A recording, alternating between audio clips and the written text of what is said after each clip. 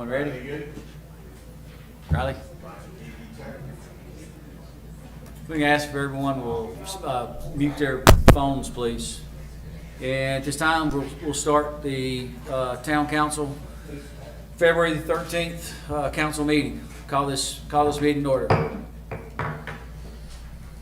I need a motion to adopt the agenda.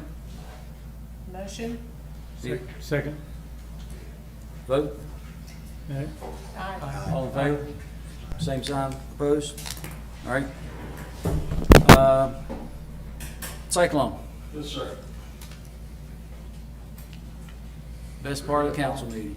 Get us started. Good afternoon, everyone.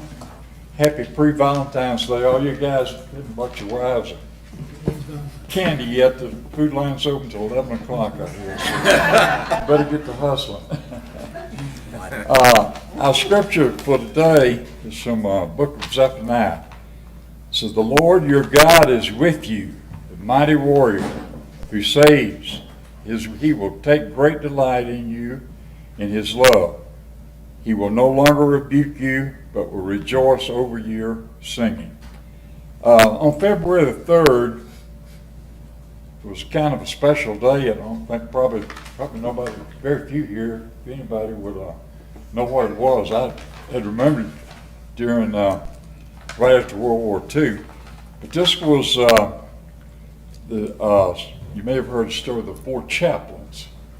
And it was on February the 3rd in 1943 that the ship USS Dorchester was sunk by a German U-boat in the North Atlantic. And this was considered the graveyard of the Atlantic. It seems that about 1 out of every 10 ships that went from New York to London or back, with U-boats torpedoed them and they were sunk. 1 out of 10. We lost probably 100 in this month before this, and 3 in one day. So that's kind of how bad it was. And on February the 3rd, 1943, the Dorchester went down carrying 902 soldiers. 902. And out of this bit, only 220 survived. Over 600 were killed. And these were young guys, teenagers, 18, 19 years old, that was going to England to fight in World War II. Not even old enough to vote, buy a beer. And yet, they were going over to fight, and 600 of them, never got over to fight. So it's such a tragedy. But the four chaplains, and their names were Lieutenant George Fox, who was a Methodist, Lieutenant Alexander Good, who was Jewish, Lieutenant John Washington, who was a Roman Catholic priest, and Lieutenant Clark Poling was Dutch Reformed Church. And so quickly and silently, they moved, these four chaplains, spread out among the soldiers. There they tried to calm the frightened, tend to the wounded, and guide the disoriented towards safety. It was 27 minutes from the time this torpedo hit the ship till it was down. It was that quick. And you can imagine all those soldiers confused in the dark, don't know what's going on. But some of the witnesses that survived said this terrible night remembered hearing 4 men offer prayers for the dying and encouragement for those who would live, and also singing hymns, church hymns. One witness found himself floating in oil-smeared water, surrounded by dead bodies and debris. And he said, "I could hear men crying, pleading, praying."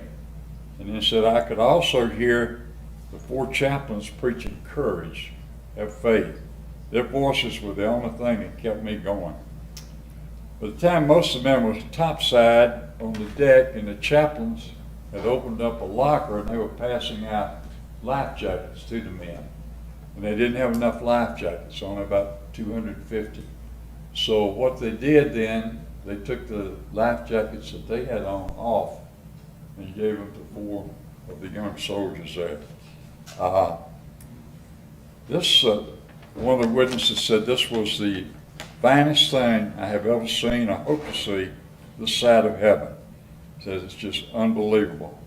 As the ship went down, the survivors in nearby rafts could see the 4 chaplains, arms locked on the deck, standing there praying and singing hymns as the ship went down.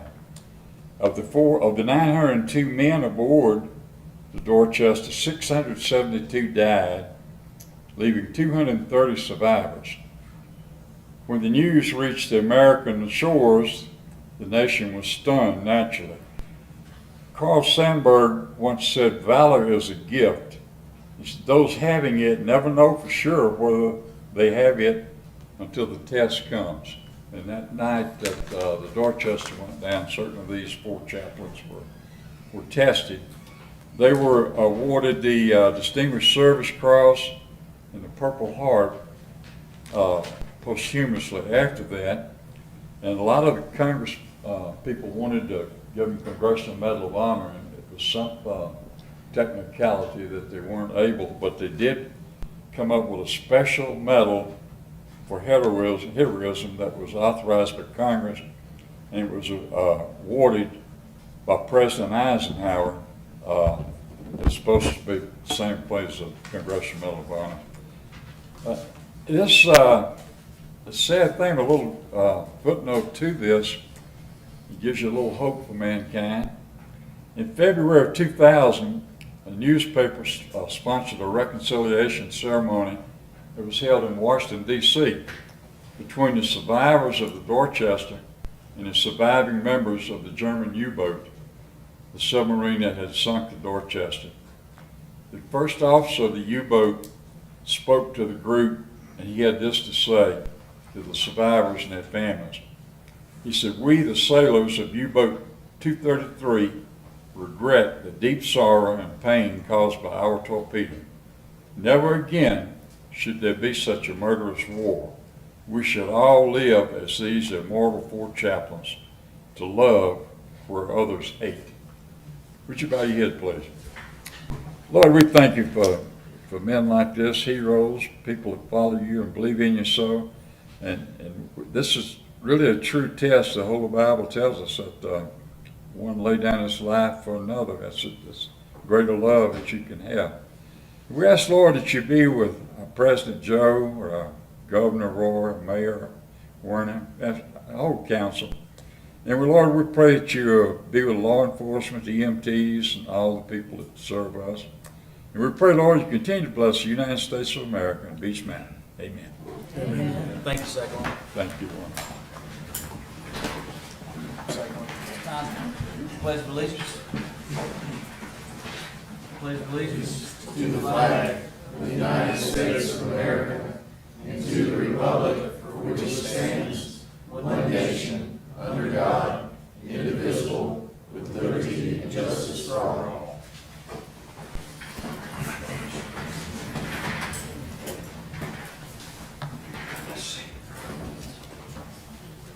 So we have a special guest today, and her name is Dr. Leslie Alexander. And Dr. Alexander is Watauga County's school superintendent, and I'd like to turn the floor over to her. Welcome. Thank you. Thank you very much for inviting me to speak today. Don't know who to look at here, but just make it work. Yeah, I wanted to tell you a little bit about myself. I just started in July 1st, so I'm brand new on the job, but I come from Winston-Salem for about 25 years. I started off as a high school English teacher, and then I was a media coordinator, a curriculum coordinator, and then an assistant principal and a principal of middle schools and high schools. So I was last at R.J. Reynolds High School in Winston-Salem. After that, I was an area superintendent, and I was the chief human resource officer for Winston-Salem Forsyth County Schools. But I fell in love with Watauga County a long time ago, actually. My husband was an undergraduate here, I got my EDS and my doctorate from App State, and then 3 of our 5 daughters graduated from App State. So we kind of are all in. My husband loves App State sports. I mean, if they had a ping pong, match, he'd be there cheering them on. So we fell in love with, what I thought of as Watauga County back when we would come up for the athletic events. It was Watauga, but it was just like from Winston to Boone. And as you guys know, that is not all of Watauga County. But we fell in love with it, and we ended up spending so much money on hotel rooms, coming up to stay to watch all the sports stuff that my husband said, why don't we just get a little condo and then we can like Airbnb it when we're not up here. I said, okay, well that sounds like a good idea. And that was a couple years ago, a little over 2 years ago, and Todd Rice, who was our realtor, was selling us this condo, and he found out I was an educator, and he said, well, you ought to come to our school system. We've got a great school system. And I said, well, okay, how about I be your next superintendent? And he said, is Scott Elliott retiring? I said, I'm just kidding. For those of you that know Dr. Elliott, he looks so young. I figured he would work for another 10 years. Well, lo and behold, about 4 months later, my husband gets a text from our realtor saying, if your wife was really serious, we actually are losing our superintendent. And so there were about 30 superintendent vacancies across our state last year. And so my husband and I talked about if we wanted to make this next step, and I told him, I said, only if it's in Watauga County. And so I just spent about 6 months just really getting to know this county. And I got this bright idea in my head one Saturday morning. I got up at 4, and I said, I want to go to every single school. I want to know every single school. That was a long Saturday morning, let me tell you. I charted all of it out. And we have so many precious schools in our school system, and they're so unique, and they're so individual to their community, that I just fell in love with it in a deeper way. And I'm from Kentucky, so where I was raised in Kentucky, a lot of Watauga County feels very much like home to me. So that's how I ended up here, and I'm really glad to be here. I'm very thankful. I follow an amazing superintendent, Dr. Elliott, who did a wonderful job of helping our school systems to be amazing. And I actually have the best school board in the state of North Carolina. I would tell that to anybody. They're so respectful and kind to each other. Even if they don't agree, they're really respectful about how they do that. And so I just think that sets a great example for our students, for our teachers, and our families. So I'm very thankful to be here. So I thought I'd just tell you a little bit about our school system. I have learned a lot about Beech Mountain. I knew a little bit about it because my daughter likes to snowboard up here. So she had taken me up here and I'd seen it before, and it is so beautiful. But I have gotten to know it in a very intimate way between 3:30 and 4 in the morning. And so we have a weather team that drives the roads, and this is one of the areas that I take on to get to know. And I know y'all think I'm crazy if any of y'all have any kids, because the first day we had a delay. We had some alternate routes, and I was like, well, how do the families in Beech Mountain know? And they're like, well, Marie just calls them. And I'm like, okay. But I made them run me a list of all the families that live up here, and I realized there were some high school drivers, and there were some drivers that rode in the afternoon but not in the morning. And so I'm calling all these families, and they're like, hello? And I'm like, hi, I'm the superintendent. I just wanted to let you know we're having some weather. And I know they thought I was crazy. But those snow calls are the hardest thing, because as a mother of 5 daughters, and having been a high school principal, there's nothing more scary than having your child on the road.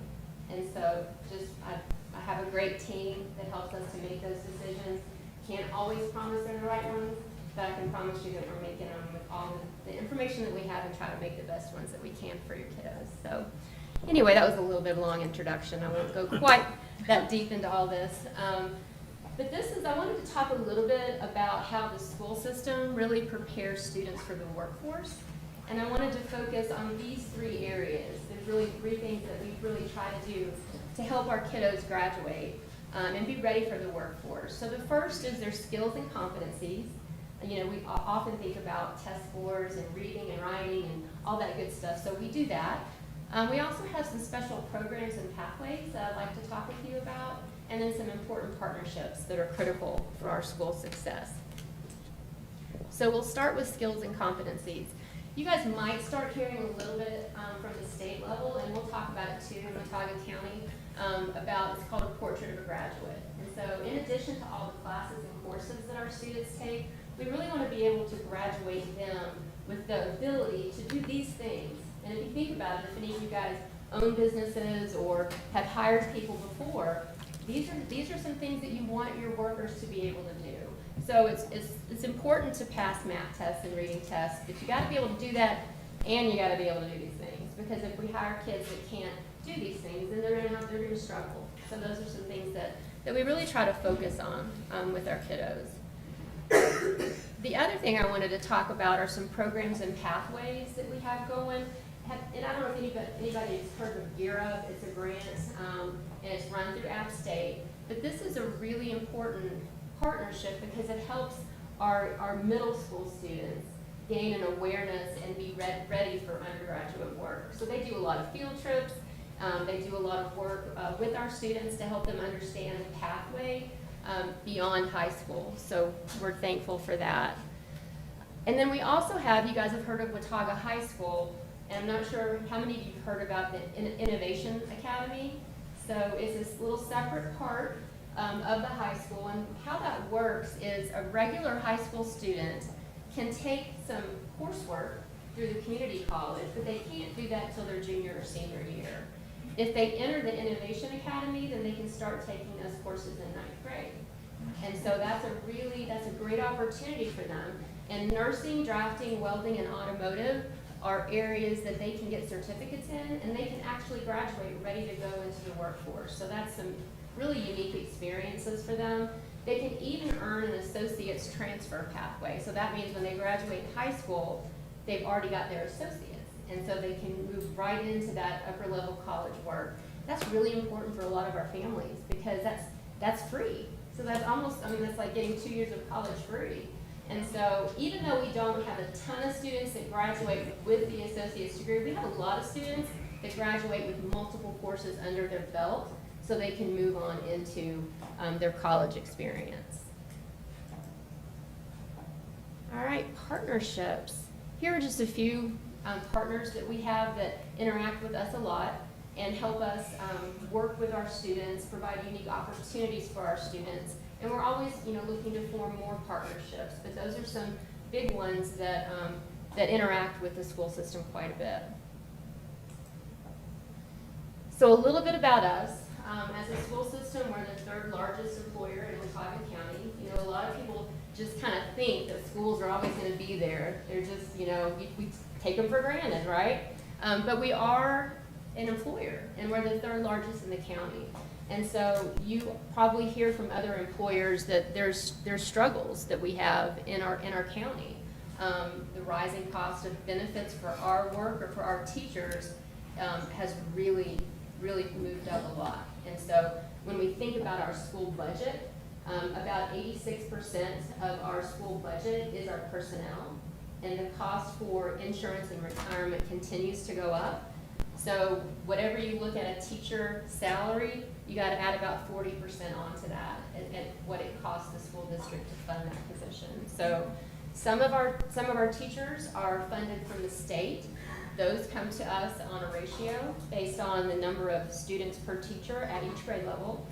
But we have a school system where we're pretty spread out in a lot of ways, right? And so you've heard of the phrase economy of scale. When you have a lot of things in one location, it saves you money. Well, think about it in the opposite, because if you're going to have a school in Bethel or a school in Mabel or a school in Green Valley, and those are smaller class sizes, we don't necessarily get all the funding because they might expect us to have 26 kids in a class where we only have 14 or 15. And so those are some things to think about as an employer, because we have to figure out how to fund those things. We have fewer applicants going into education. And that's something that makes me sad, but it's the truth. And there's fewer people going into education. If you talk to App State or any other teacher ed program, they'll tell you that. Now, one thing that we have always done a good job with in Watauga is everybody wants to work here. I mean, they do. They love it here. They come to App State. They want to work here. We retain them really well. But here's the problem. The cost of living in Watauga is what's prohibiting us from really recruiting and retaining top talent. And so we will start to see that as we move forward. This is the number of average hires over the last 10 years. So you can see how we're having to hire more people, because even though people love Watauga and they want to stay and work, they're not going to work forever, right? I mean, you know, nobody's going to work forever. And so we've got 55, we have about 436 teachers. We have 55 of those teachers that have 25 or years more experience. So eventually they are going to, you know, retire, and we want them to be able to do that. We have 97 of those teachers that are called BT 1, 2, or 3, which means they're in the first, second, or third year of teaching. And research shows that you can lose up to 50% of those beginning teachers. So you put those numbers together, it means that we're going to be having to do some hiring over the next bit. And so that's something that we've got to think about, because that's what's happened to the median home price in Watauga County. So if you think about a beginning teacher who's not from Watauga County, who would love to work in Watauga County, that's not a pretty picture. It's not just the price of housing, it's the availability. It's just not there. And so as we move forward, I was speaking to Leadership Watauga, I think it was last week or the week before, and they said if you could wave a magic wand and change one thing, fix one thing for our county, what would it be? And it would be affordable housing for teachers. Because the success of our school system, and we're the 4th top performing school system in the state, that is directly correlated to the quality of teacher in the classroom. And so if we can find a way, people want to work here, we just got to be able to make it doable for them. So that would be the one thing that I would choose, because when you have amazing teachers in the classroom, we can work everything else out. And so that would be my one hope and a goal that I have moving forward for our school system. I want to talk a little bit about partnering with My Future NC. I'm not sure if this group has heard about that or not, but it's a state initiative that's really trying to raise the educational attainment level in counties across our state. And so the way they look at that, they look at high school graduation, but they also want to look at certifications. They want to look at community college degrees. How do we make sure that our kids, once they graduate 12th grade, move into something that will actually provide a lifestyle where they can afford to live in the city that they're living in. And so, you know, we're going to partner with them and try to do what we can to increase the number of students that get those certifications, increase the number of students who are getting those college prep courses in high school, and graduate with, you know, 3, 4, 5, 6 classes under their belt. Because if a high school kid graduates, and even if they're not sure what they want to do, if they've got 5 or 6 college classes knocked out of the way, and then we can help steer them towards community college or a 4-year degree, then that's doable for them. But our goal is that when we graduate students, they're either employed, enrolled, or enlisted. Those are the 3 things that we want them to end up being. We don't want a kid to graduate and then just not know what to do. So those are some goals. We want to continue to build on strong community and business partnerships to prepare our graduates with the needed skills we talked about. And then we've got to keep recruitment and retention of top talent as a priority for our school system. Any questions? Anything else you'd like me to talk about? I've got a question. So with the Innovation Academy program you have, the 4 curriculums, nursing, drafting, welding, automotive, do you see expanding that program to HVAC and electrical? We would love to. We would love to do that if we can find, the issue with that, and one of the high schools I was a principal of before was a CTE high school. And so we had some of those courses. We had masonry as well. Anytime you're looking at those construction trades, you've got to have the people to teach the coursework, and you got to have the facility space. One of the things that Dr. Porch with the community college has been good about is, you know, you're maxed out at 20 kids in a nursing program. You can't have more than that. This year we ended up with more than that, and they provided another instructor to come to our high school to be able to do that. You've got to have the instructor and you've got to have the space. In Watauga High School, we have the largest 9th grade class this year that we've had, period. And so when you're thinking about capacity issues, how can we maximize that space or their space, because they're willing also to share spaces. But the main thing is the personnel to teach it, because oftentimes you have people that are in these fields that are making more money doing the work than they would be teaching the course. So whether it's retired individuals or people that would want to do it part-time, we can get creative with our CT instructors, but we need to have them there to be able to be creative with. So, yeah. I have a question. Okay. You have trafficking up there. Mhm. You really mean CAD, right? Mhm. Okay. Yep. Yep. That's the certificate title for it. Yeah. Okay. Yep. What would you say is your number one problem that you face daily with school? Other than what? You're in all kind of. Yeah. You know, I would say post-pandemic, we have seen a rise in mental health needs for our students. It's just something that's completely different. And we don't have a ton of mental health professionals to partner with in this county.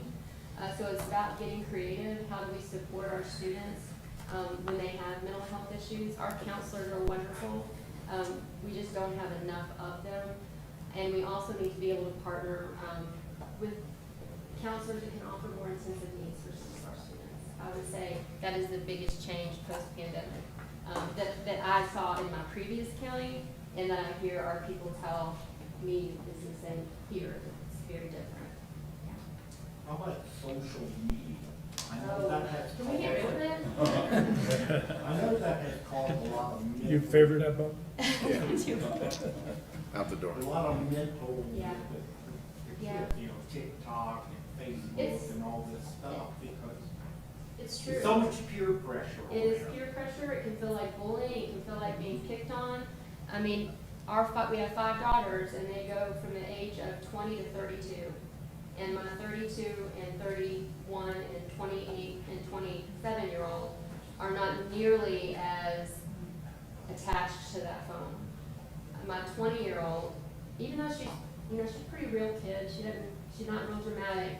I see her. I see it impact her more. And I'm thankful that I didn't have to grow up with it. I feel bad that this is part of, what really is that they're so connected to all the time, because they get their feelings hurt, and they sometimes are not nice to each other. Well, I know we had my nephew come here, who all kind of things, and he prepared, rafting trip, zip lining. But he would prefer to stay inside with all these social media. Yeah, and you worry about the interpersonal skills that kids develop when they're just so attached to the screen. So, I mean, it's the world we're living in. We just gotta teach kids. I mean, I have 2 sayings that are meaningful to me. One is my leadership motto, and it's actually a Moravian motto. I'm not Moravian, but I fell in love with it. And it's in essentials unity, in non-essentials liberty, and in all things love. And I think that's a great leadership motto, because what do we think is really important? And let's all do that together. If it's not critical, then you be you, and let's support you in that. So let's just be nice to each other, even when we disagree. So that's my first one. And my second one was what I said to my 5 daughters and my 1,800 kids at the start of every school year. We got a long list of rules here, but if you just get up and do your best and be kind, we're probably not gonna have to look at this at all. Just do your best and be kind, And I think that we have to teach our kids how, growing up in the world that they're growing up in, how to do that every day. We need to go back to old school and just write on the bathroom walls rather than have social media. You were writing on the bathroom wall? Just saying, I right was just there. thinking Dr. Alexander, the council has on their agenda today a resolution supporting My Future NC, so the town is invested in That's this. great, thank you, we appreciate that. Look forward to that partnership. Thank you for coming up this way. Absolutely, thank you. Thank you so much. She's got another meeting to attend. She's taking off. At this time, we're going to recognize some guests and employees. It's nice that we've got our previous Mayor Kaufman that's present today. We have Vice Mayor Cardy, and as you know, Dr. Leslie Alexander. Chad Cole was present. He came in from Boone. He's running for Watauga County School Board. EMS, we have Watauga medics that are present. Kevin Norris and Caleb Gargas, and the owner of Watauga Medics, Craig Sullivan. Thank you guys for all that you do, being here. I guess I'm saving the best for last. I'd like to recognize our town employees. So if you would, and I don't know all your names, if you work for the town, if you can come in, tell us your name and how long you've been with the town, and in 5 words or less, what you do. Sean McNay, outdoor recreation supervisor. They tolerated me for about 17 years. Makes our snow. I'm James Robertson. I work with Parks and Rec also. I've been here about 3 years. Thank y'all. Big day. Dave Clausen. I've been with Public Works for about 14 years. Maintains all of our equipment. Maintains all of our equipment, but the most important thing you've done is bless us with our town clerk. And His daughter. she looks better. And she looks better than her father. She did. Thank you, Dave.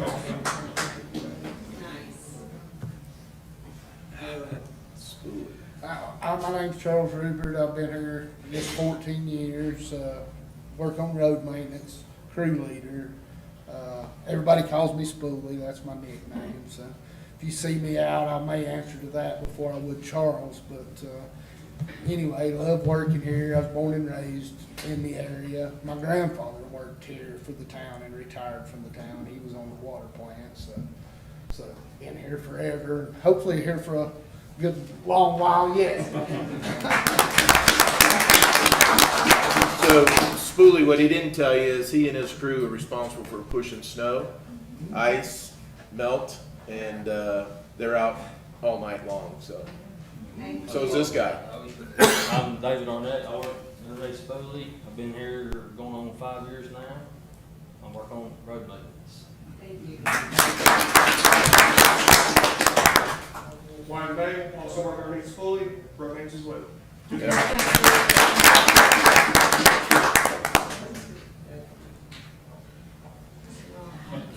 it?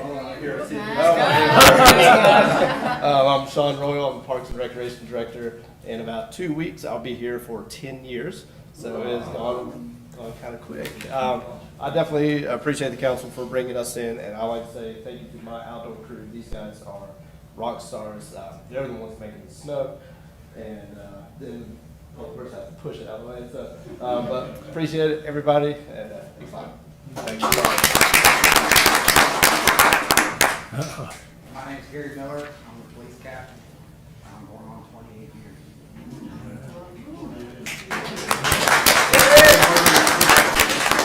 We just wanted Public Works to come in here. The guys that work during the storm. Tow truck operator. I'm Justin Bean. I'm starting up here. I've been with the town altogether for about almost 8 years. Thank you. Don Abbott, police officer, and I've been here a little over a year. Started as a medic. Started as a Thank you, Don.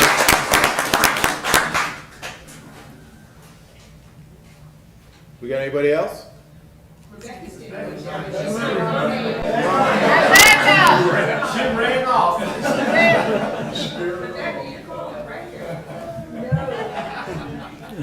So, I was gonna save this comment till the end of the meeting, but I think it would be appropriate to mention it now. You know, being an employer, and having a small business, I think that small businesses are the backbone of America. The employees are the backbone of America. Today's work environment, you know, people think that we give, I think some folks think that we give things away up here, but until you've walked in the shoes of an employer, and you have to constantly find balance with what works, what doesn't work, it's very challenging. And today's work environment is much different than what it was in year 2000. A successful business and a successful town has to learn how to adapt if you want to survive in this environment. And it can be very brutal. So what you guys have done over the past month, long nights, long days, thanks to Public Works, thanks to sanitation, and our police department. And one person that hasn't been recognized is Bob Pudney. You know, he is the one that has put this team together. He's the nucleus of this team, and you know, I call him Father Pudney because sometimes I can say things that can be a little abrasive, and he rewords them for me. And I'm like, here we go again, Father Pudney. So he'd probably wear a robe and bless us all. But we appreciate the team effort. There's really not one person, well, it kind of is, but we have a team leader. But thank you for all that the employees do for Beach Mountain in serving us. Thank you.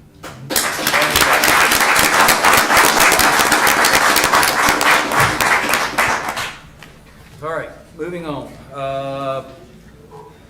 Public comment. So public comment, this is a time for public to address their concerns to their elected officials. Purpose of public comment is to hear from citizens. It's not a dialogue between the speaker and council. Speaker should address, never mind, a sign-up sheet is always available if folks want to speak during public comments. So at this time, fine, here we go. We have Dane Phillips.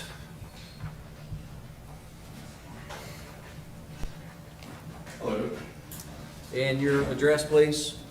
My actual address? Yes, sir. It is 2913 Millers Gap Highway, Newland. Thank you. Yes, sir.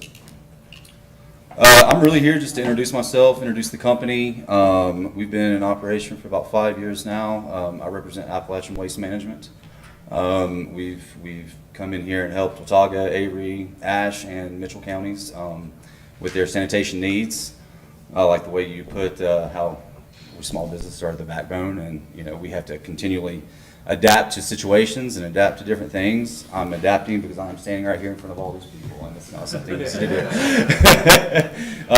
We've helped the town of Newland out in several different ways with their sanitation needs, and we thought we'd come up here and extend the offer to you guys. By no means do we want to take any jobs away from your wonderful townspeople that help out in the ways that they do, but we want to extend an offering hand, let you know that we're here if you guys want to open up and not be so inclusive to just one company, you know, to do franchises with Republic or whoever else may be the case, that we're here to assist in any way. We've been assisting up here for a while. We actually dropped the dumpster on the way up here. We actually had to pass by and go to the golf course, drop the dumpster, and then come in here. So we're always here. We serviced Northridge Villas for a while before I think Republic came in last year and told them they couldn't use their trash houses anymore, that they had to acquire some of their dumpsters in order to get the services. I know there was people in that area that weren't very happy with that, and that because it took up their parking spaces. Parking is very vital up there apparently, and so that was a big issue with them, and they weren't very happy with it. And you know, we currently help out some other condo units up through here that require trash pickups whenever other companies can't. So I really just want to come up here and make it official to everybody and say hello, introduce ourselves, and offer, you know, just an extending helping hand if need be. Thank you. Yes, sir. Absolutely. Thank you. Thank you, Dane. Next, consent agenda. Any items, council, that needs to be removed from the consent agenda? All right, I need a motion to accept it. Motion. Second? Second. All in favor? Aye. Opposed, same sign. New business. Resolution 2024-08.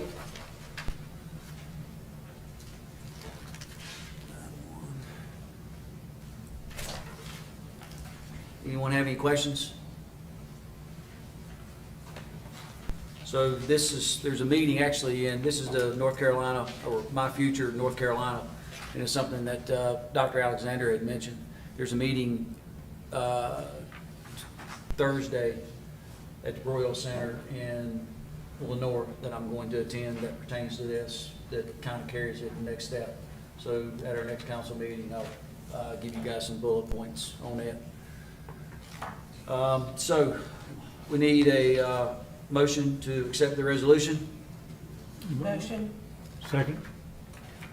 All in favor? Aye. Opposed, same sign. Item 9.2.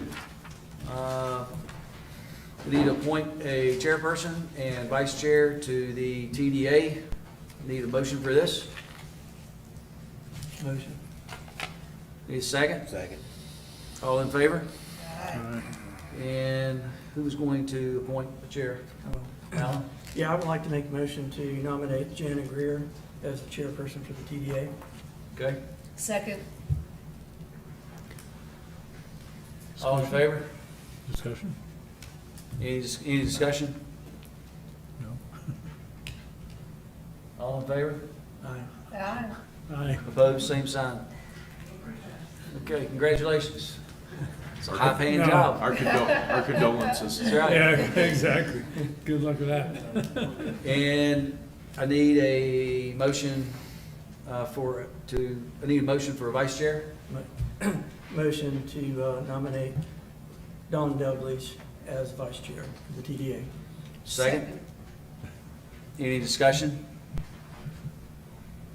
Vote, all in favor? Aye. Aye. Opposed, same sign. Very good. Item 9.3, American Rescue Plan Act funding, ARPA. I need a motion to open this. I think you should read it for. We're going to, It's but I need a, read it all. It's, Chief, will you go over the highlights of 9? I said highlights. That's like cliff notes. The town was fortunate enough to, and we've reported this over 2 councils, fortunate to receive a little over $4 million of federal funding for infrastructure through the CARES Act from the COVID. We've got a number of pots of money from the federal government. And as we've discussed, mostly with previous councils, is the requirements on the town to be able to accept that money and then to be able to expend those funds. More importantly, to report to the federal government on a regular basis on how those funds have been spent and dot all the I's, cross all the T's, check all the boxes. It was a daunting task. It will be a difficult task as we go forward, and as you know, we're applying for additional $15 million grant, 2 BRIC grants that will have similar requirements. So Steve Smith, our finance director, reached out to the League of Municipalities for some help. This isn't something that a town like Beech Mountain is prepared to go down that path to make sure we're in compliance with the federal government. The end result is we don't have to give any money back when we're done with all these projects. So the League of Municipalities granted us $10,000 to hire the Parker Poe legal firm out of Raleigh to develop the policies required for the town to comply with the federal and ultimately state as well. And so you have 7 resolutions before you today that adopt, hopefully, 7 policies, everything from bidding and procurement to internal controls. It's a lengthy document if you put all 7 together. But basically what we need to do is adopt these 7, hopefully, and put those in place so that as we move forward, we comply with the state, more so the federal government on, for this $4.1 million that we received so far. Is there anything in those, I mean, I read a lot of it, not all of it, but that contradicts with anything we already have in place?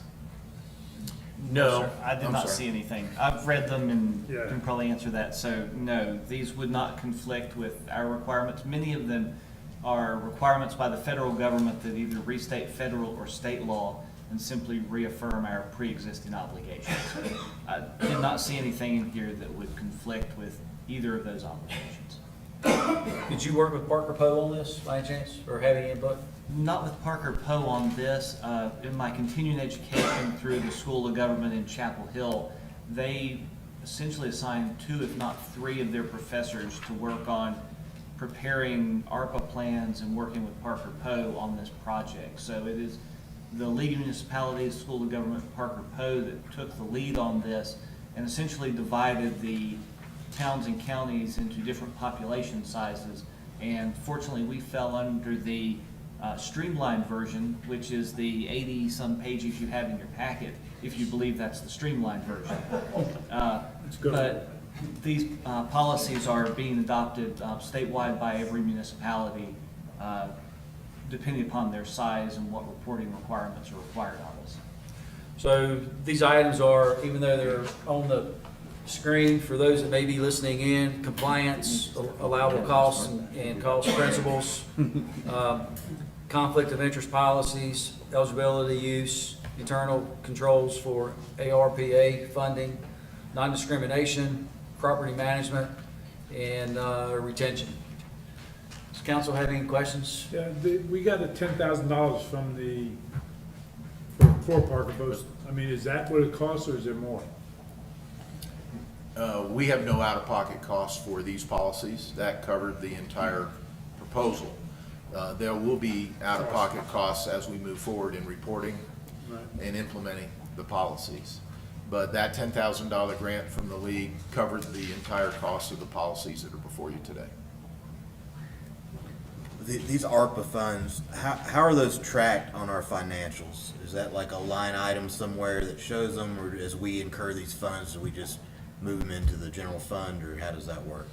Well, no, you create a project ordinance for each project. We brought you one last month, I believe. So each project has an ordinance that creates the project, and then the funds are moved into that project via the ordinance. It's covered under the budget. You review that on a monthly basis, but it's accounted for on a project-by-project basis. We've got that 4 million already, haven't we? We did. Yeah. We've spent It's quite a bit of it. We had it, let's put that right. That's tense. So any changes would have to come back through council, or does that have to go through the federal government? Changes to these Yes. policies? Yeah. Ultimately would have to come back to you. Okay. What I would see, and maybe the town attorney can add to this, what I see is that the federal government changes the rules in the middle of the game. We've never seen that before. Then we'll have an update or a change to one of these policies, and we prepare that and bring it back to And you. bring it back here, okay. And the League of Municipalities really has taken the laboring oar on this to get all of the municipalities across the finish line when it comes to these policies. So if there was a change that would affect us, it will affect I think there are about 300 some municipalities that fit into our category, and all 300 of us would be in the same boat. So I'm sure they'll be keeping close watch on that on our behalf, which is certainly cheaper than everyone trying to draft these from scratch and figure out how to do them. So there's a real economy of scale in dealing with the federal government on this. Thank you. Any more questions? I need a motion to accept the item 9.3. Motion? Second. Second. All in favor? Aye. Opposed, same sign. Thank you. Yes, sir. I just want to note, tremendous amount of work to get it to this point, to bring it to you, and that was done by Steve Smith, our finance director. So I just want to let you know that I didn't put this together. A lot of work went to bring this to you. Well done, Thank you, Steve. All right, item 9.4. Call for a public hearing on rezoning recently annexed town property.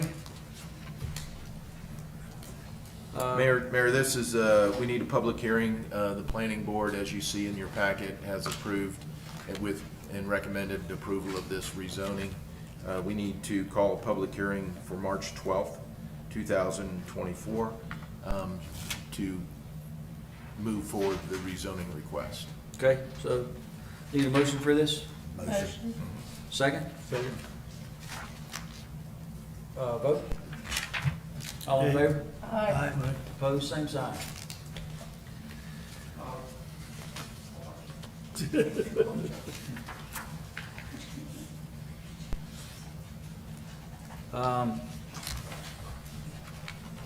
Okay. Chief Putney? If you go to your financial report, on page 112, it begins.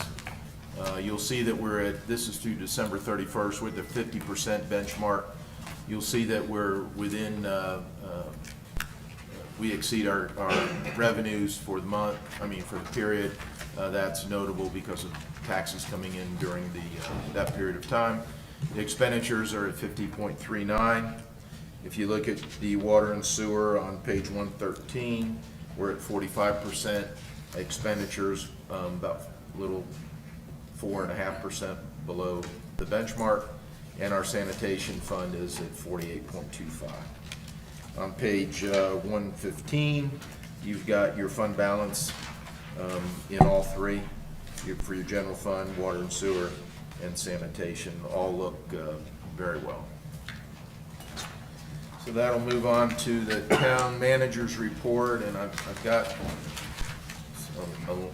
well, it looks lengthy to me. First of all, the bags on your dais are provided to you from the TDA, Santa's Workshop, Sandy Carr Coalition. This was the bags that were handed out at Santa's Workshop, and so everybody got a red one except for you, Mr. Santa. I'm not sure why. We know why. Oh, that's good.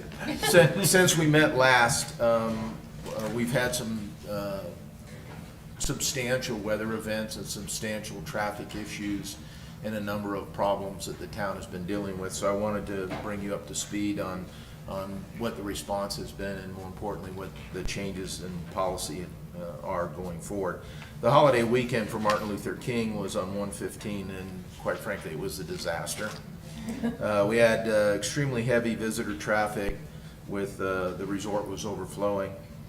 We had a snowstorm that came in the afternoon, which is the worst scenario for us when all the visitors come up in their two-wheel drive cars and it's sun shining, and they go to the resort, or they go visiting, or they go to and then the snow comes, and then they decide to leave, say, hey, this weather isn't what it was like, and now we want to leave, and multiple tens of vehicle accidents.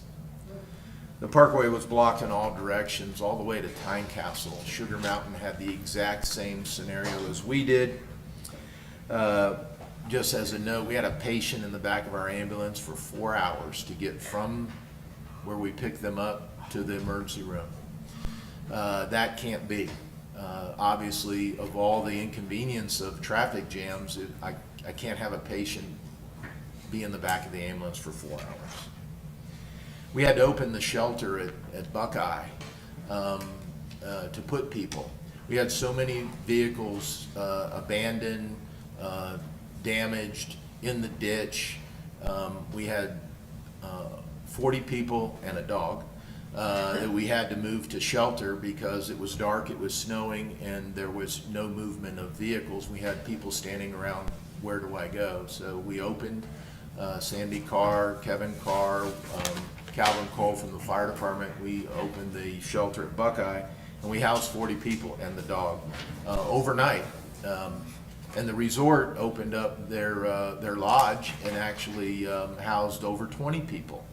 And many more spent the night in the parking lots up at the resort. This was a problem. We were unable to move our snow plows because of the traffic jam, which means we couldn't clear the snow. We couldn't put salt down.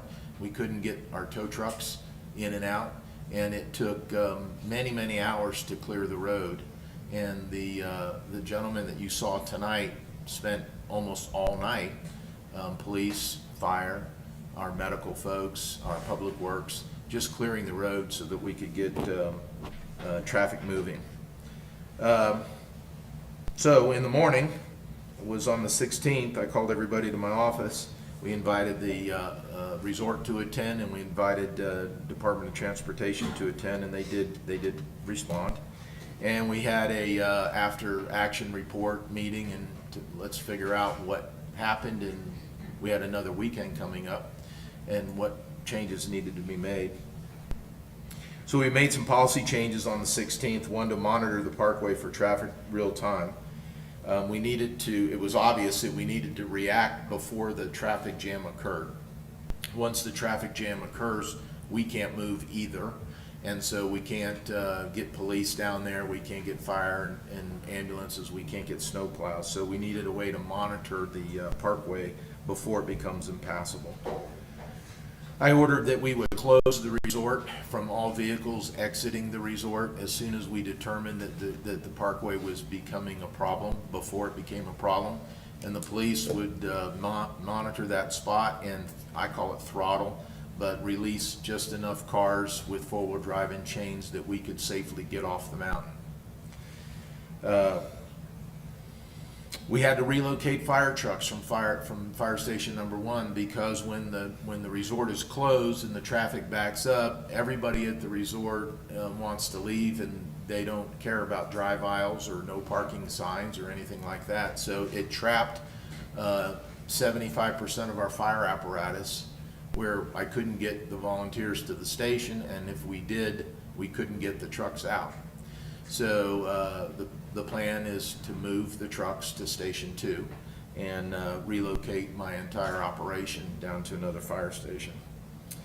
We decided to barricade Pinnacle Ridge Road. Very controversial, received a lot of complaints.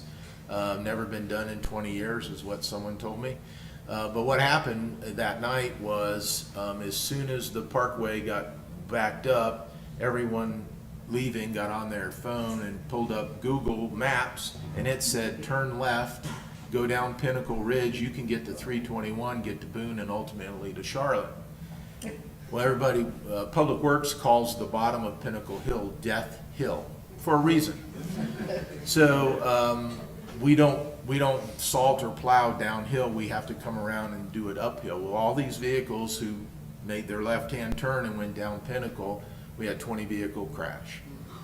And so that blocked the road anyways, and while our police and fire and medics are in the road trying to move things around, there's more cars coming down, sliding down the hill.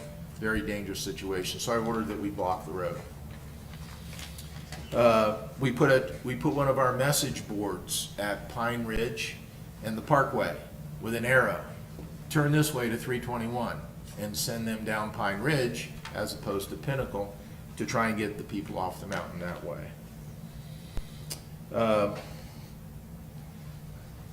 We installed a camera at the entrance to the resort. Got it installed in 3 or 4 days. So dispatch now can look at the resort entrance real time and see what the traffic is, what it's doing, so that we can react quicker. The reason I did that is on Monday, after the Martin Luther King weekend, I had to put a police officer in his car at the resort to monitor the intersection. Poor use of a police officer. We don't have a lot, and very costly. But that police officer had to sit there to monitor traffic, because if we did not react quick enough before the parkway backed up, we lost the opportunity. So we've installed at our expense a camera, and I'm sure everybody will find it, and it'll be a great tourist thing to look at. It's there so dispatch can look at it and call the police officers before something happens. I don't know if he wants credit for it, but our town attorney and I got together, and DOT was less than adequate, to put it mildly. And so our town attorney pulled some strings, let's say, and we got some action, and we got 3 DOT trucks assigned to, from Tyne Castle to the back gate. And they have been here through every snowstorm. We're sharing salt with them, pretty good relationship, but we did call in some political capital, I might say. Mr. Mayor, I'll give full credit to Megan Phillips, who is our DOT district representative, and also Brandon Whitaker, who is a division engineer out of Wilkesboro, because they were instrumental in coordinating a response so that we did not have the same problem the following weekend. And I'm pleased that DOT was responsive to our request for help, because it was a problem not only here but also for Sugar Mountain. And since we were hearing from it in both locations, it helped get a response.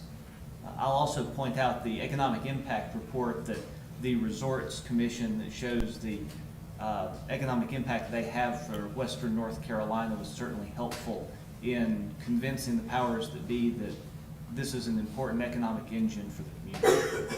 162 million. Yes, sir. That's the economic impact with the 4 ski resorts in North Carolina. So Beach Mountain, and the numbers aren't broken down, but Beach Mountain, Sugar, Appalachian, and I think Cataloochee. That made it an easy sell for DOT to justify sending us 3 trucks. And they've been here every weekend. Whatever you did for was effective. Well, it's, Thank you. If you see Megan Phillips in Boone, I give her the credit for helping to coordinate that, but thank you. So the plan is a little bit bigger than Beach Mountain. The plan is to maintain the 184 corridor from Tyne Castle 105 intersection to the US 321 intersection at Buckeye Road, that route. And the plan is that we need 2 ways to get off Beach Mountain, 2 ways to get out of Sugar Mountain. But that corridor, if you will, using Pine Ridge, is the plan. And so when we have a holiday weekend, which by the way this weekend coming up is one, with snow predicted in the afternoon, which by the way this weekend is a repeat, we and DOT will be focusing on that corridor.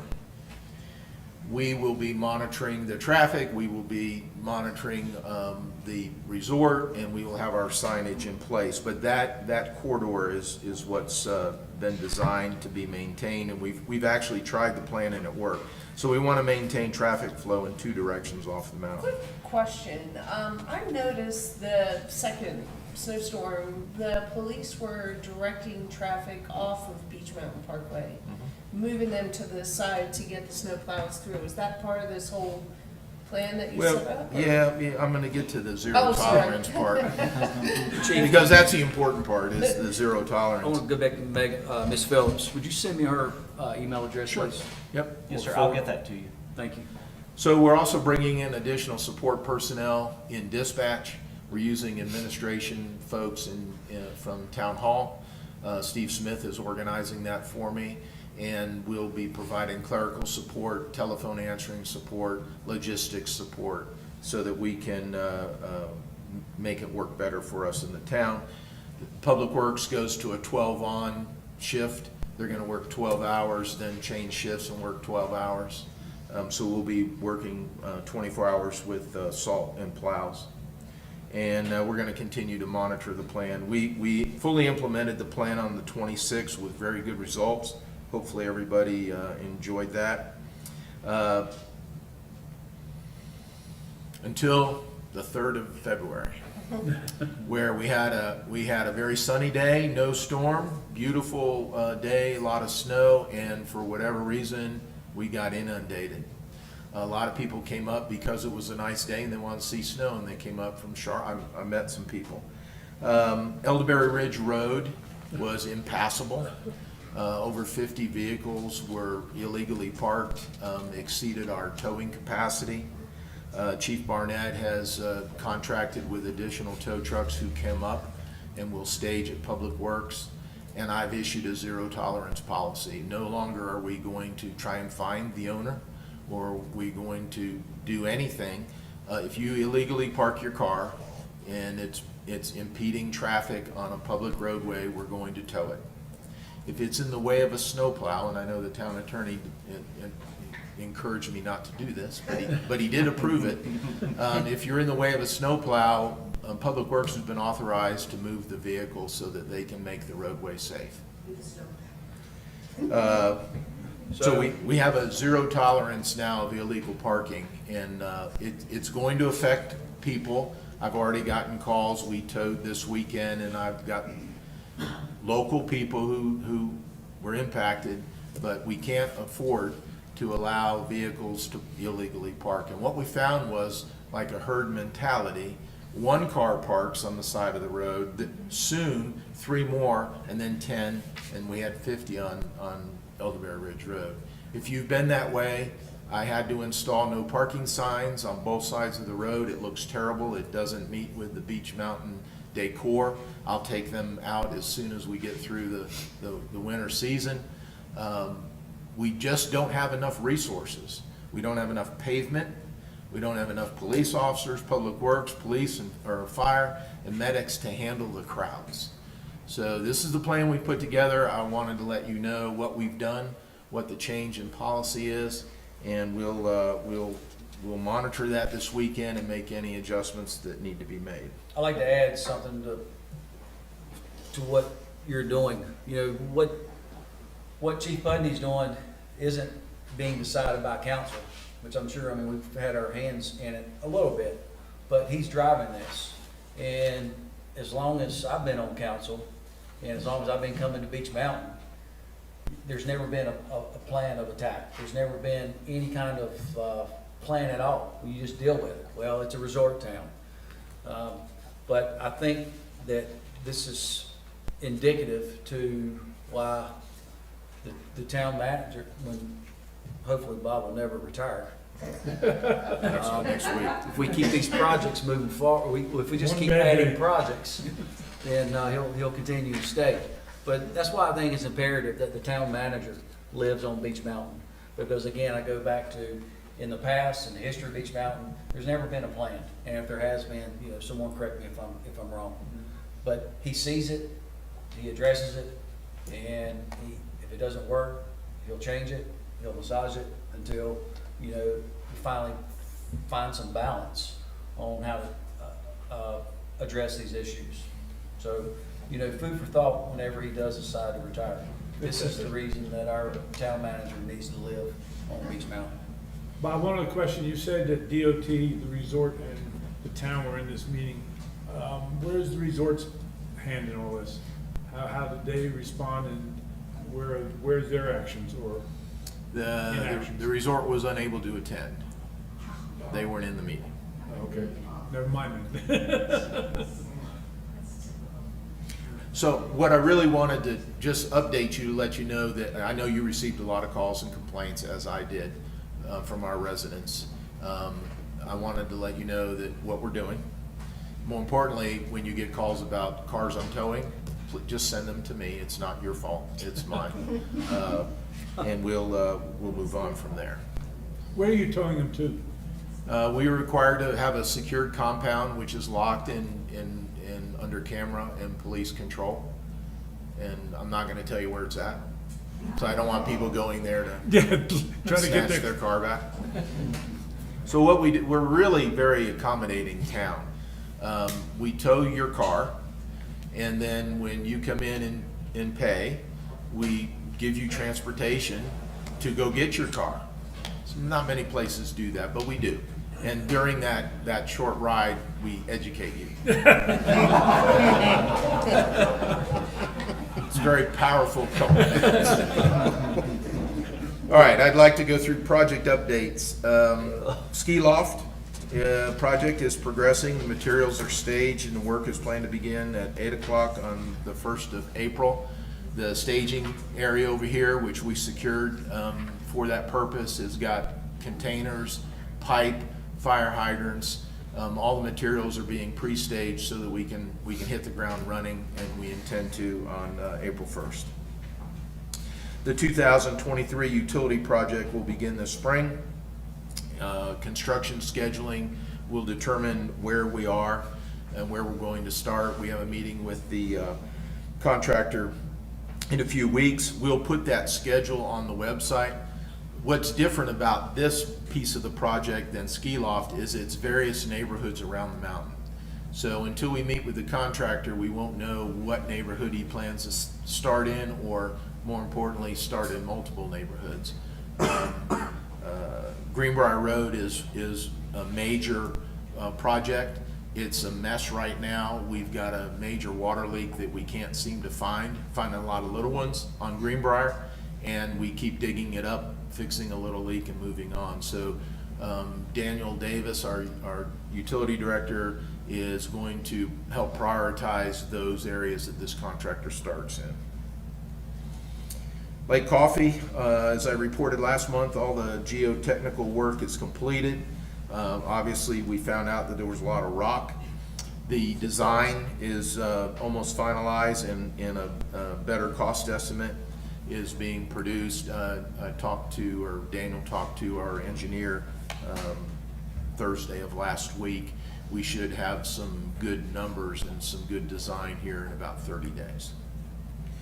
Our Pinnacle well, it's complete. The power's on. It's being tested now. The state is coming in. That takes, if you recall, I told you it takes about 30 days to test the water and get it all ready to go, because it's a direct injection. We actually treat the water at the well and put it in. Certainly before we get into the spring and we start seeing some drought conditions, that's 100,000 gallons a day that we'll put into the system. So that's a big deal. We've got that one almost finished. Town Hall next door, not as good as Pinnacle well, that's for sure. Contractors made some supervision changes. There you see some of the roofing going on. Had some substantial plumbing issues, had some substantial foundation issues. We're calling in the engineers next week, and we'll manage that as we go along. But as you can see, it's very difficult to put a roof on in a snowstorm, but they did some of it. While you're managing this project, sounds like having a babysit. Are they compensating the town for utilizing town resources? No, but it's a point of either do we sit back and let it fail? Yeah. Or do we put the effort into it to move it along? I need to get it complete. I need it to be right. I need us to get what we paid for. And we're having to assist. I don't babysit, so we're having to give our opinion on what needs to be done. Our BRIC grant, number 2, we got it updated. As you recall, last month I told you we ranked 9 in the state. We've updated that and improved our position. It's been accepted by the state and forwarded to the federal government. That's about a $15 million grant. And thanks again to Daniel Davis and Steve Smith. I attended the Parks and Rec Board last week, and they would like me to extend an invitation to the council, and I'll take it to the TDA as well.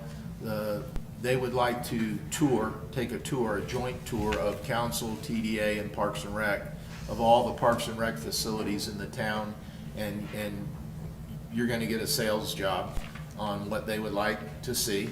And the TDA is gonna be there to get a sales job on how to fund it. But it sounded like a good idea. I told the chair, which is Fred Full, that I would bring that to you. There's no time set for, they're trying to see if this is something that you're interested in, but it sounded like a good idea, and I would bring it to you. So consider that, please.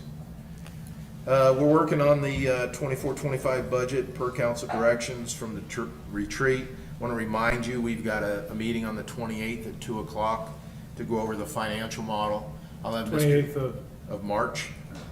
I'll have Mr. Cheatwood here, and Steve and I, and we'll take a deep dive into the financial model. Again, what this allows us to do is a lot of what-if scenarios. So we'll be able to plug in everything from ad valorem rate to capital expenditures to the utility and sanitation. It gives you a better idea, so you can sit here and say, well, what if we do this? What if we make it that? We'll be able to do it almost real time, and you'll see what the impact is to the budget as well as to the long-term financial stability of the town. So the 28th at 2, make sure we're on there. We're halfway through winter. Actually, that was about a week ago. So, and the groundhog said that we were going to have an early spring. I don't believe him. But that's my report, if there's any questions. Good deal. Okay, thank you, Chief Budden. Town council comments. Alan? I'd just again like to thank the town employees for all the hard work they've done 24/7 just about around here, especially during the snowstorms. They've done an excellent job keeping things open. And for those of us that live up here, all of us that live up here full time, it really makes a big difference. And the traffic seems to be better this year as well in terms of, coming to and from, especially around the resort. It seems like there's a better job of controlling that. So certainly I'd like to thank everyone again.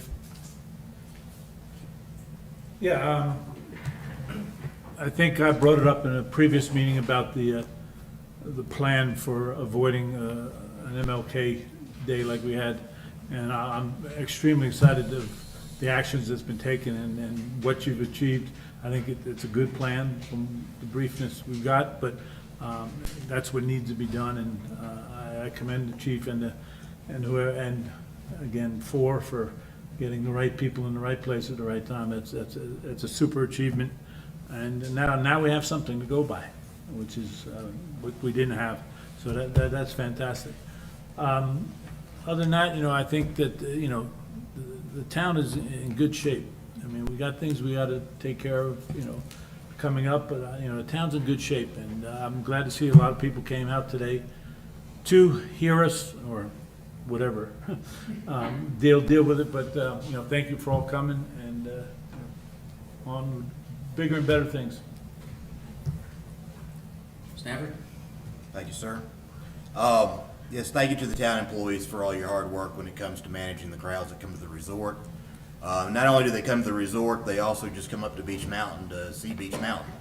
So thank you, Bob, town manager, fire chief, emergency manager. I think we're going to keep Director of Homeland Security. There's got to be more titles there that we need to put on your business card. From the others, another thing that has come up for me when we see these large crowds is, and I don't know a solution, but it's the amount of trash that they create, and I don't mean by disposing of it properly, it's disposing of it wherever they happen to be. And we've got to look and figure out what is the, as an education piece, what is it that we need to do as citizens of the town to help figure out a solution. And so I think we've got to really take a look at that and come up with some kind of plan as it relates to that as well. So thank you. Okay.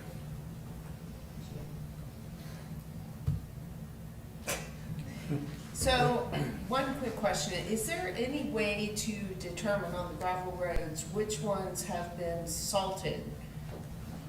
Very easy. Becoming like completely muddy? And I'm not talking about my personal road, I'm just questioning, do we know, or is it just? Well, we don't salt any gravel roads, we can't. It destroys the road bed. So how we deal with a gravel road differently than a paved road, which we do use salt on. Gravel roads get pushed, the snow gets pushed if they have frozen hard enough that we don't tear the gravel up, and then we use chat or sand, and we sand that. What happens with the gravel road, unfortunately, is when it doesn't get cold enough to freeze, and then it becomes muddy. And then if we go through there, we scrape the gravel off if we go too deep. So it's gravel roads are very difficult in the wintertime to find that right balance. Okay. But we do not salt a gravel road. Okay.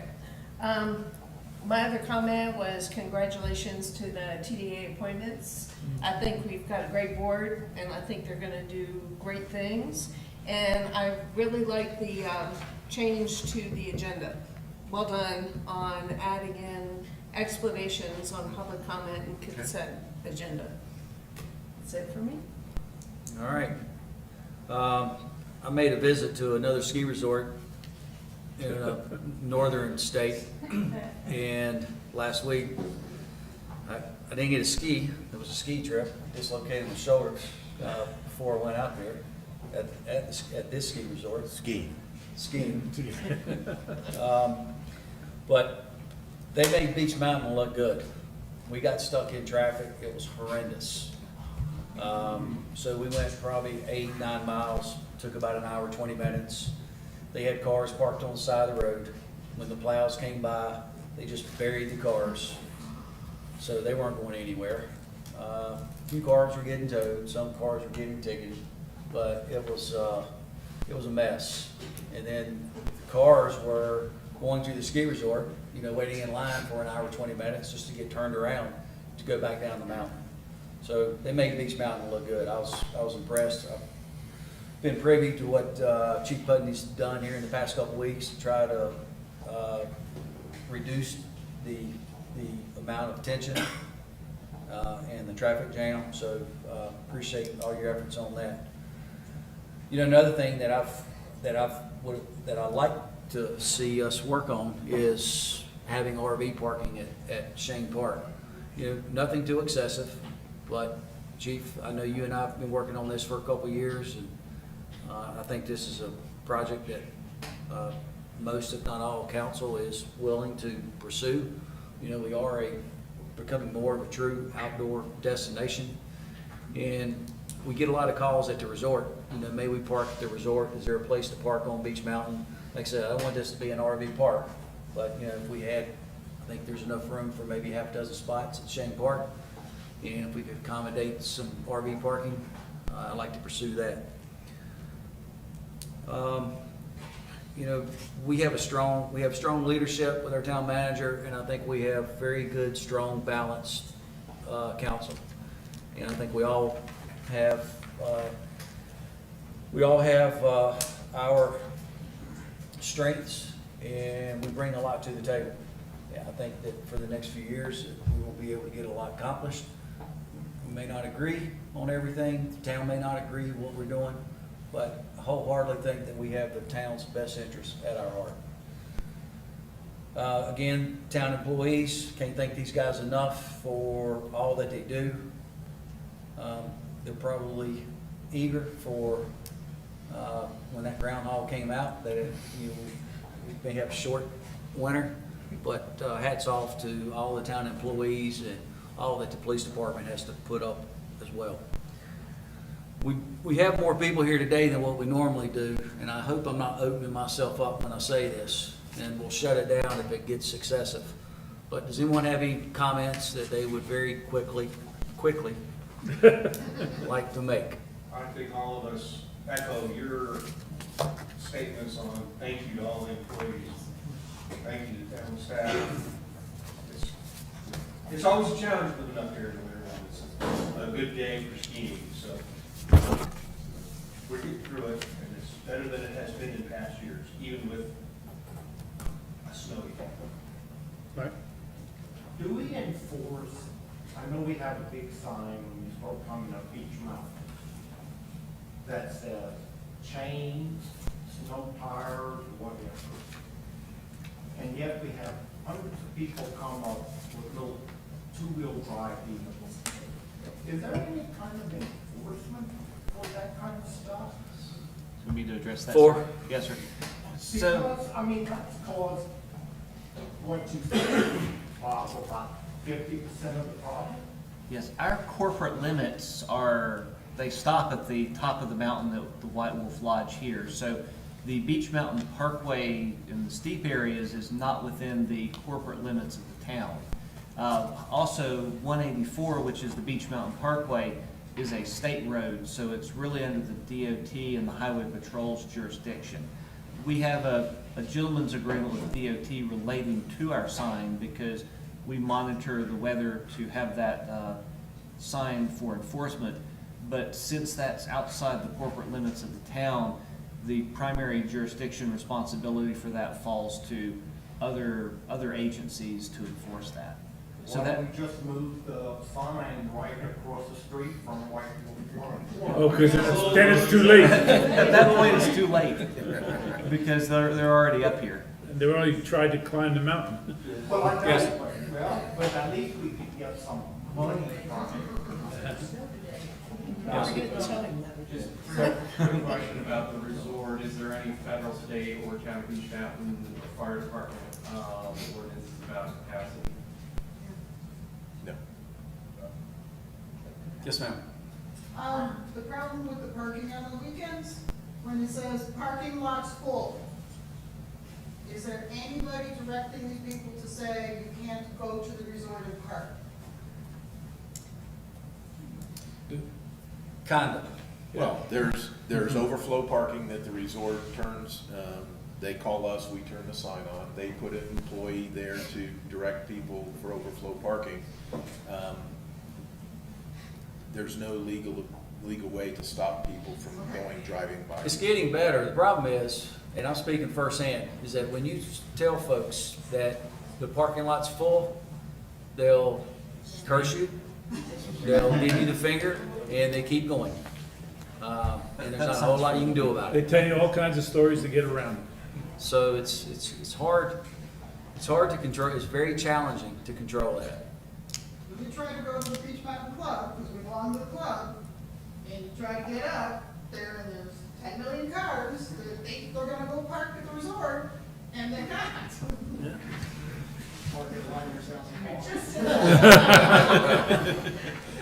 There's a sign there now. No parking with yellow And you will be towed. I wanted Anyone? to thank the resort and Councilman Stanford. At the budget workshop, he let us know that the resort opened up the lodge for travelers that were stuck in the resort parking lot. And just what a brilliant idea, because we didn't have to have our police officers cart them all the way down to Buckeye because we had run out of cops. Safety-wise, brilliant, because we didn't have to have those people on the, parkway. And what a good PR thing too, resort puts customer safety first. So kudos to the resort. And not only did the resort do that, Meadow Ski shop did it. They got a great PR piece in WNCBN. So they just made Beach Mountain look great again. We all take care of each other up here. But thank you, Stanford, for doing that. It was really appreciated. I can't claim responsibility for that. That was actually our general manager that made that happen, so. Well, great idea. Kudos to the resort. All right, last but not least, I was an advocate for EMS, and it is expensive, but how do you put a price tag on someone's life? EMS has been very valuable to Beach Mountain, and it is a asset to our community, to not only our residents, but our visitors, and you don't appreciate EMS until you actually have to use it. And had the opportunity to take an ambulance ride a couple weeks ago. Hey, I was married And for 4 hours. Chief, my family would like to make a donation to the Beach Mountain Volunteer Fire Department. Thank you. Thank you, sir.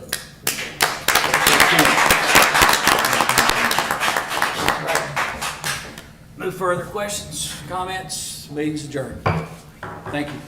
Oh, you know what, I'm sorry, I need to make a motion. Yes. I missed it. Need to make a motion to adjourn. Motion? Second.